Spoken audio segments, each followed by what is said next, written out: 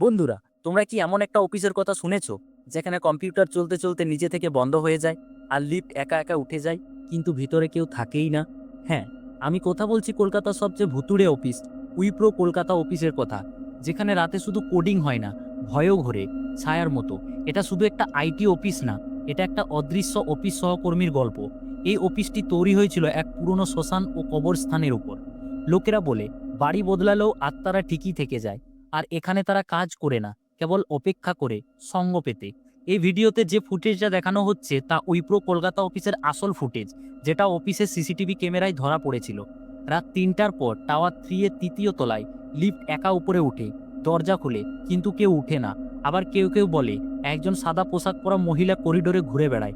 সিসিটিভিতে ধরা পড়ে একজন ছায়া এসে একটা ডেস্কে বসে, কিন্তু অফিসে সেই ডেস্কে কেউ ছিল না, নেই আজও। গার্ডেরা রাতে শিফট নিতে চায় না, কারণ তাদের মধ্যে কেউ কেউ বলে কিছু চোখ রাতে তাদের দিকে চেয়ে থাকে ছায়ার মতো, ঠান্ডা নিঃশ্বাসে। তাহলে বন্ধুরা, তোমরা কি সাহস পাবে রাত ৩টার সময় টাওয়ার 3-তে একা ছাদে উঠতে? কমেন্টে লেখো, আমি উঠবো যদি সাহস থাকে। আর সাবস্ক্রাইব করো অলৌকিক দুনিয়ার এই রকম আরও ভুতুড়ে জায়গার ব্যাপারে জানতে। ধন্যবাদ।